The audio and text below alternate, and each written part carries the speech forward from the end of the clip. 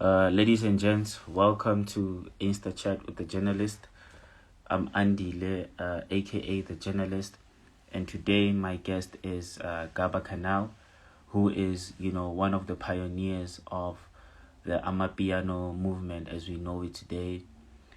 He's really been at the forefront of pushing the music, of making sure that the quality of the sound is international. And also what Gaba Canal has done over the years is that he always introduces a unique style, a unique feel, and he's one of the guys that really made sure that Amapiano is musical by combining Amapiano with elements of deep house and making it soulful. So I'm really excited about my chat with Gaba Canal today.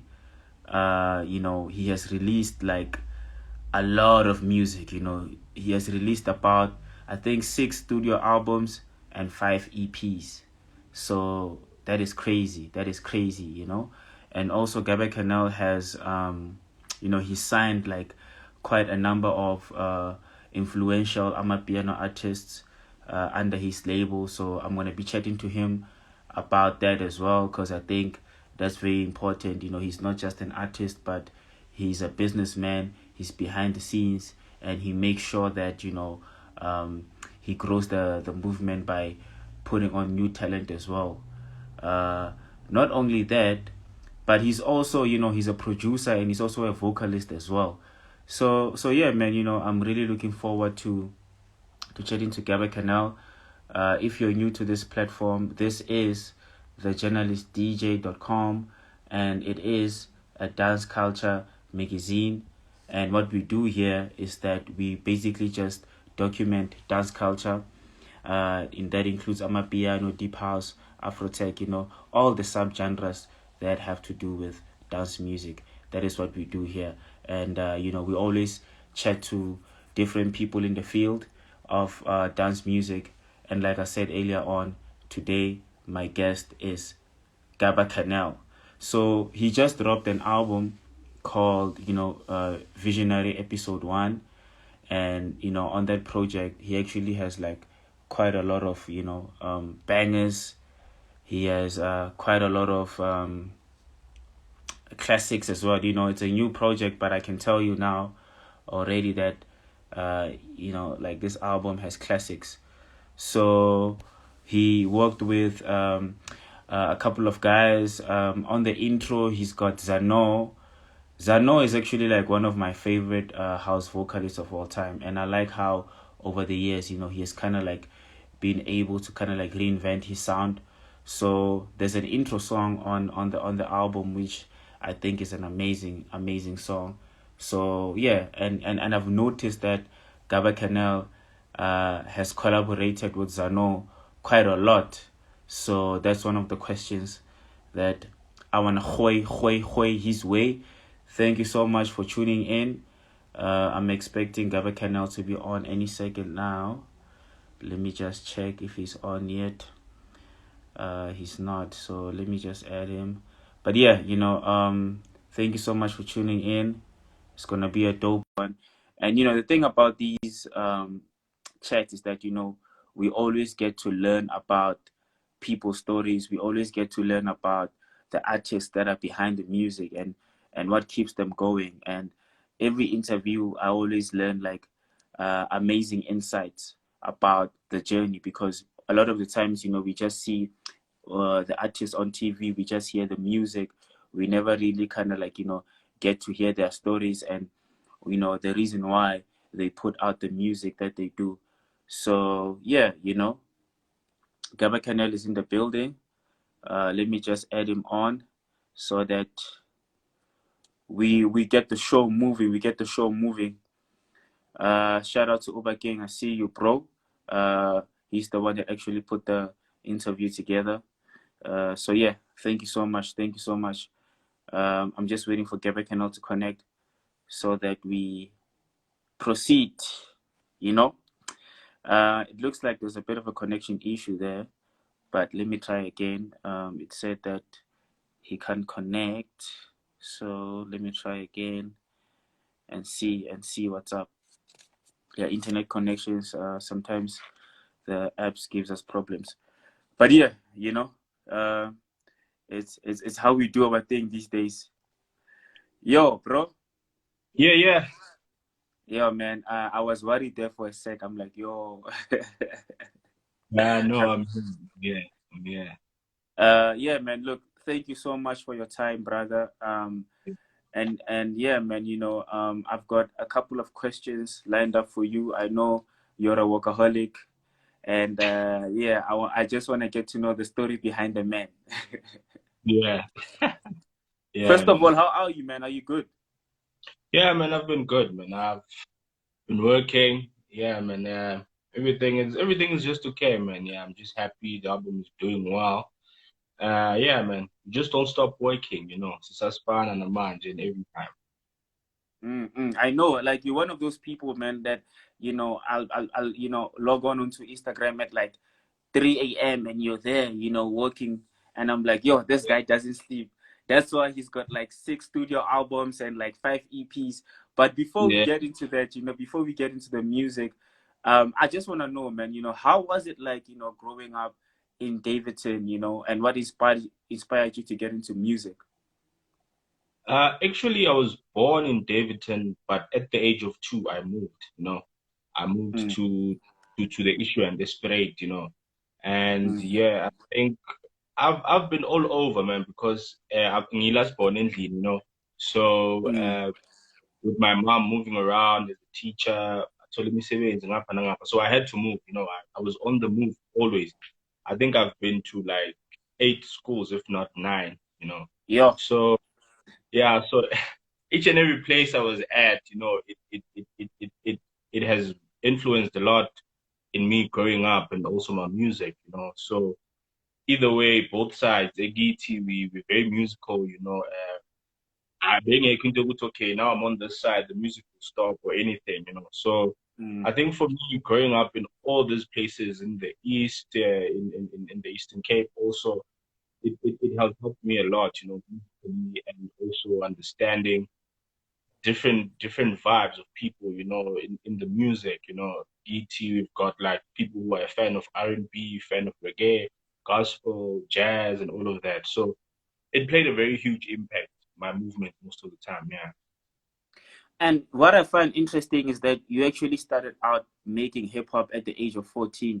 So when did Mm. the transition, change from hip hop to kind of like, now experimenting with house? I think at first for me, now, I would say I always liked house, but Mm, yeah, I'm just a muso. I like everything that sounds nice. At the time I was doing hip hop, I think I was just closer to people who were doing hip hop. mm, So it was just that. A lot of guys I worked with, the Pro, I've worked with Drugs, I've worked with Questa. So for me, it was just that moment. It was okay, fine. I'm involved with guys which do hip hop. But at the back mm. of my mind, just the music. I love everything which sounds good, and the house was the thing. But at that time, Nasekasi, there were hip hop and stuff like that. So I think that's how I started being a hip hop producer.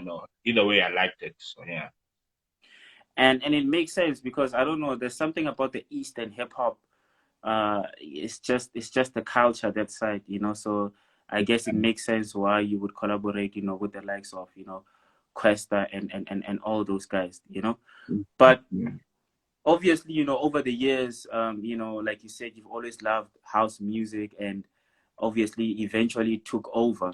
And in yeah, 2015, you released a project called Feelings, and yeah, it did well to a point that it reached number 3 on track source in just two yeah, days. So do you yeah, remember that moment, like when it's your first project, it's 2015, yeah. and you're doing crazy numbers? Like, how did that feel like? I think it felt good, man, and it was long overdue because I remember before I dropped the EP, I used to release music for free. I used to be Mm, on those Aphrodasia data file host. all the Facebook groups, you know, I would drop an EP almost each and every week, you know, and then Wow. some guy called Fiso Mkize was like, no, let's stop this thing of dropping music for free. And I wanted the independent route, you know, and Mm. information was not really there where to go about if you want to drop your music and stuff like that. And then I think it took me like a year and a half to find the information. That's when I dropped the EP on digital platforms, you know. And it felt really good, man. It felt really good because uh, for me, it's more about people hearing what I can do, you know, people Mm. hearing what I can offer, you know, than the rest, you know. So for me, it was just a chart, but looking at people who were under my number, you know, see, okay, I know this is a big deal, you know. And back then, you remember guys like Capo, Chima, and all of them were taking over the house music scene in a way. So for Mm. me for my first release to be out and also topping the chart, it meant so much, you know, it meant so much.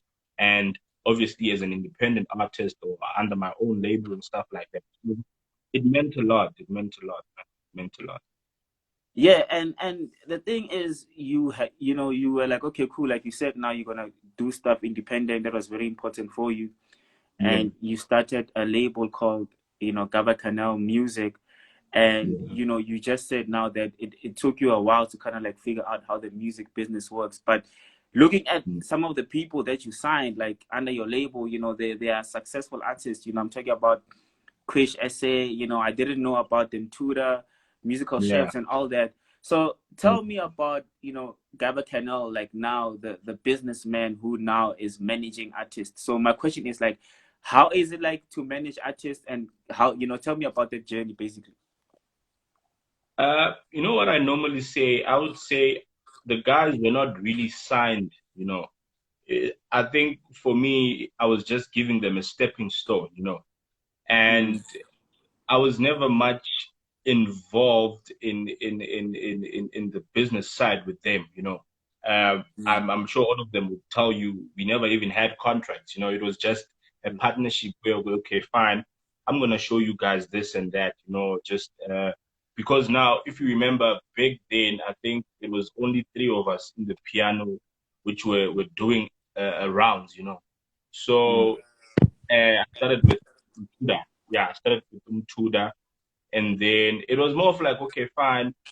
It was more of working together, you know, working Mm. together, coming to the studio, making music, you know, and then they'll be like, okay, no, Intana's got Gaba, things like that. And then I was like, okay, fine. Let me just call this a family, you know, that's why it's called Gaba Canal Music Family. And the rest followed Quish, musical chef, Luna 11, Giga, Mr. J, Semi, a lot of guys. So Mm. I was never really much involved in the business side of what were they doing. You know, it was just more like helping them there and there. That's why I always say, Wuti, for me, I normally work with a lot of artists, produce for a lot of artists, but once I've dropped something for them, I recommend Wuti, they just go to the distributors straight, you know, have their own labels and stuff like that. Just grow them in a way. So for me, it was just stepping stone for the guys, you know, just to be out there as Nam Big Day, you know, it was more with Gaba, Big Deal, and then with his guys and stuff like that. So yeah, man, it was more of a family and the stepping stone for the guys. Okay, wow, man, that's amazing. You know, a lot of people wouldn't do that. They would, you know, make people sign contracts, you Yeah, know, so that, you know, long-term contracts so that they eat, you know. So shout out yeah, to you for doing that. But yeah, also, like, you one of the guys that were like there at the beginning, and I'm always like looking at Amapiano now. I mean, right now we've got guys like touring the world with Amapiano. You know, just yesterday, Major League. You know, they were in studio with this guy from I forgot his Will I Am. You know, and they're yeah, in Dubai, and it's like it's an international movement now. yeah, And being the guy that was like, you know, in the forefront back in the day, obviously at the time Amapiano was very like much underground, Chisanyama vibes, you know, for yeah. Amakhotman. Did you guys know? you know, being one of the people that they did you have, like, did you think, what, you know what, this thing can blow up, or was it just like, I'm fit, you know what, it's fine, it's our niche thing that we're Yeah. doing, you know, like, just tell me about back then when you started out. I think for me it was fun, you know, we're just having fun and stuff like that, you know. We would have like studio sessions with the guys, will be it was not really a business thing, you know. It was not Mm. really a business thing. And yeah, some of us thought, okay, fine, when time goes by, this thing is gonna change, you know. And definitely it did. But I don't want to lie, man. Most of us never thought. Most of us never thought it'll go this far, you know. And with people touring around the country, you know, it's for me. I always say I was fortunate enough to be the first one to even jump outside of SA, you know, as a piano producer and a DJ. You know, I I know the experience, you know, how it felt, you know, but at the end of the day, we laid a blueprint for upcoming artists, you know, and that's how it is, man. Time moves, you know, and if you've noticed, Amapiano, everyone has a season, which I feel like Mm. is a good, you know, sometimes the season galo, sometimes season galo, and yeah, man, it feels good that we've been part of that. You know, we've laid the foundation for a lot of artists, you know, that have jumped on, you know, but now with the sound being a bit commercialized, you know, more opportunities come, you know, for upcoming artists and stuff like that. Also, with the used to do is not the same Jengamanja, you know, we've changed a lot. So yeah, man, it just gives me joy. It's okay, fine. What we used to do back then is fun, and just a hobby. It's Mm. definitely put food on people's tables and more, you know? Yeah, you know, you dropped 6 studio albums, 5 EPs. You know, before that, you like you said, you're dropping an EP every other week. So we can talk Yeah, about the music the whole day, but I just want to talk about your latest release. You know, yeah, Visionary Episode 1. Like, yeah. you know, a lot of your projects, you know, they always have like a name that's like, you know, it kind of like has a deeper, you know, feeling to it. So when you say Visionary Episode 1, for me listening to it, I'm like, okay, cool. You know, it's more of a, you know, it's like you're experimenting with like more instruments, like soulful instruments. You know, you're going like a different route. You know, like one of my favorite songs, which is like a lot of people's favorite song, is like Midnight Sun. You know, with Art Matthews. You know, and that song, like, I'm like, damn. You know, people in America, you know, can play the song, and like, you know what I mean. So, Yeah. what is your vision with Visionary Episode 1? You know what I normally do, I work on a lot of music, and then I sit down and listen, and then that's where I write down names, Zaz, and then what comes to me, Mang Mamele, the whole project, you know, it takes Uguti what kind of a name I'm gonna use for the album, you know. And with every song I do, man, besides the naming, I make sure there's a deeper meaning to it, you know, there's a deeper Mm, feeling, you know, even if it's a party song or it's a soulful song, but it's a song you won't just listen to it. You know, when you come back home, it's a song you can listen to. You know? mm, So for me, I wouldn't really say there was a meaning, a deep meaning behind the naming of the album. mm. It's more me just understanding my sound and feeling the vibe. You know, I think a lot of people take their time in finding the exact meaning. But for me, it just happens naturally, you know. Yes, Mm. Figuela, and then I'm okay, fine. This is yeah, man. It most Yeah, of the yeah, time it bro. fits well with the album, So I was and listening to Sebalele, you know, and I was like, okay, I could tell that you're a deep house soulful fan because you know, I could hear the Landing Bridge yeah, influence.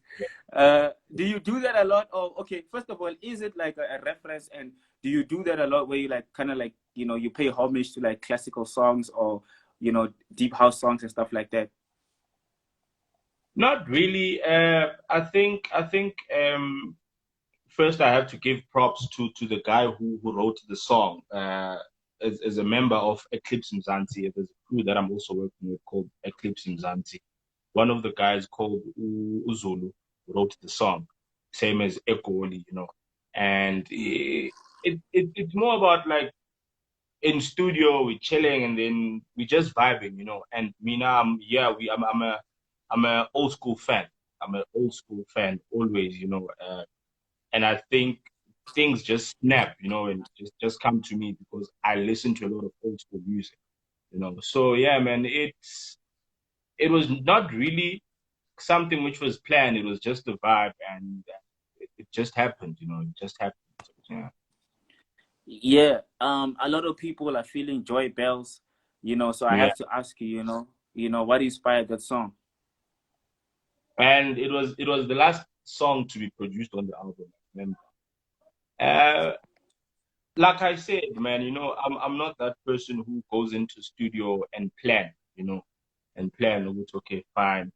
Today I wanna produce something like Kushu Kushu. Today I wanna produce something like Midnight Sun, like Joy Bells. It just happens. It just happens. Sometimes I can go to studio. Okay, fine. I wanna produce something very vibey. And then 30 minutes down the line, it's a very deep, soulful song. It happens. So I'm always with the guys when I work. Mostly my manager and some of my team. And I think that's why it's a bit easy for me to stay true to my sound. Because I have guys around who know what kind of sound fits me, what kind of sound is matched to what I do, And most of the time, we just listen to songs and then I work and then be like, I know this is your sound. This is this is, we mostly explore, but at the end of the day, there's that one sound you say, okay, allow Gaba, like that. So I think I've been blessed to have people who are very honest with me, in studio and stuff like that. So yeah, man, it was just a song. The vibe obviously in the studio and just doing me, just doing me always. Yeah. Yeah, and like you just mentioned now, you make music and you're like, okay, cool, this might not work for me, it might work for this person. And I Yeah. know you were involved in Butle's Sfikile EP, right? So yeah, how was it like, working with Butle, who is now like, one of the biggest vocalists in the country? Yeah. It was awesome, man. It was fun. Butle is a very bubbly and crazy person, it was fun. I think the song took about an hour 20, I'm that person who, like always, if I have a session with someone in studio, I prepare some beats day before, and never have I ever had a situation where I produced for someone and then they don't like that beat, it's me understanding that person who's okay, fine, this person does this, but now let's give it a taste of my own, and also fuse it with what he or she normally does, So it's mostly like that for me. I make sure Gucci, I give it my all in terms of my sound and also kind of fuse the sound, yeah, Kayenzi with previous artists, but also bearing in mind Gucci, it shouldn't be something similar, but something which is vibey, So yeah, man, it was a very beautiful session, We did like 2 songs and Gimnandi was chosen for an upcoming EP. Yeah, no, dope stuff. And you work with vocalists and you're also on vocals as well. So are you the myth? Is Gaba Cannal the myth? Who is the myth? And tell us about, your vocal work that you've done over the years. I didn't get that. I think the connection was bad. You were saying? No, I'm saying that, you also on vocals as well, right? So Yeah. who is the myth? And can you just clarify there? Do you sing? And if you do, which songs are you on? I would say the myth. Like I said, I'm from a very musical family. I'm a Seventh-day Adventist. Where it, it's mostly vocals than instrumentals, you know. Sorry. So yeah, we used to sing endlini as a family, you know. And I think I've been on vocals on most of my songs, you know. I've been, but I didn't have kind of like a label for it, you know. I was just singing and then adding those vocals. I think the first song I sang on was Inutugazi, which was on my previous on statement, you know. Mm. But then with time, and I was like, ah, man, let me give this thing a name, you know. Let me call myself the Myth, you know, and Mm. which is also my AKA Gaba, you know. And yeah, man, it's.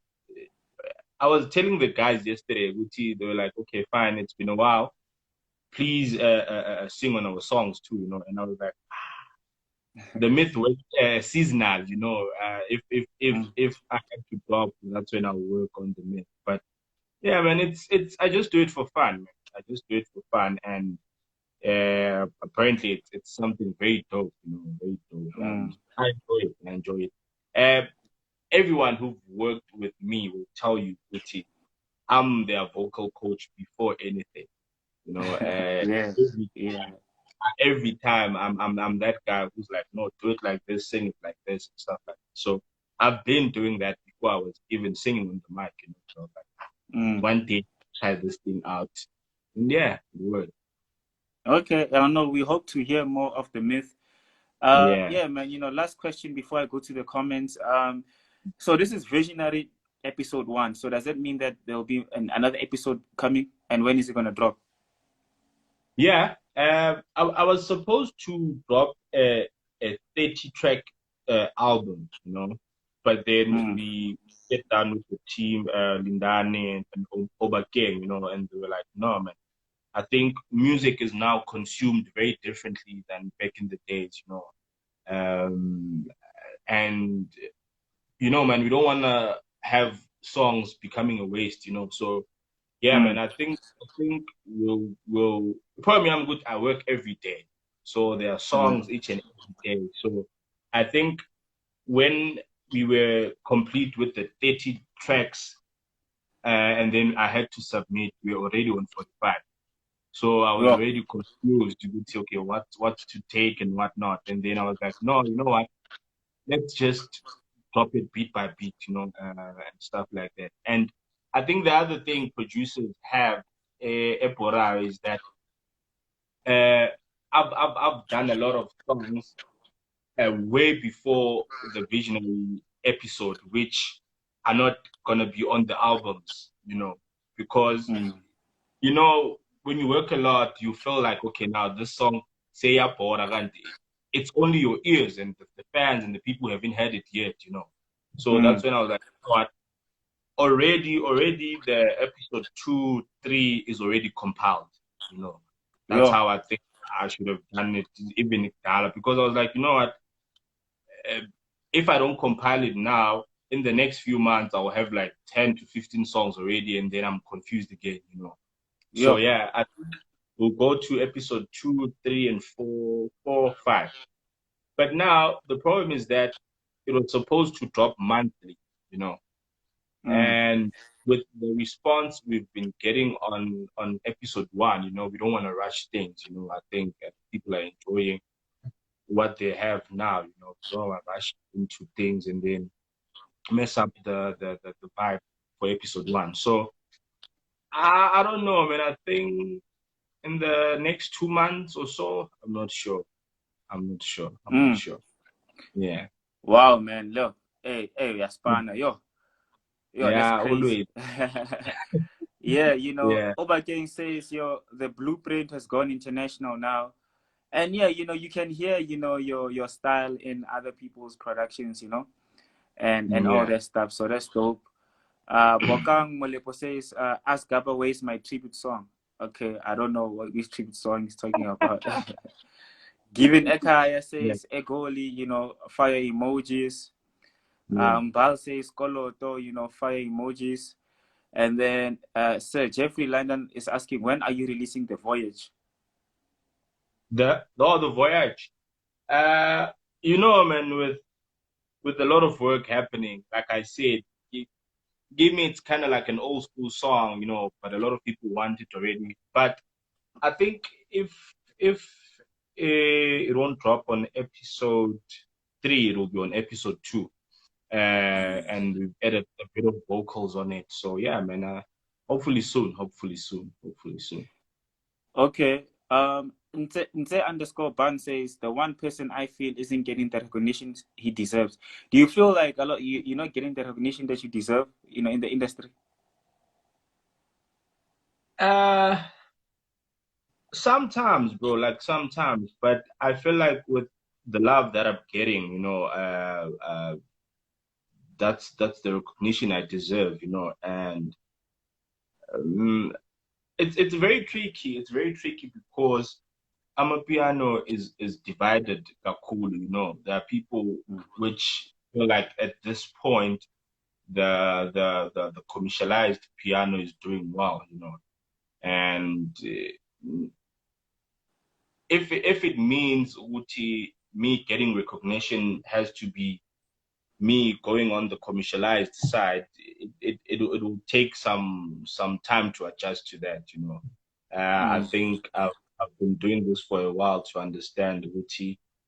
Um, I'm creating a different sound which stands out in a lot of subgenres piano, you know, and I don't want to lose that, you know. I don't want to lose that.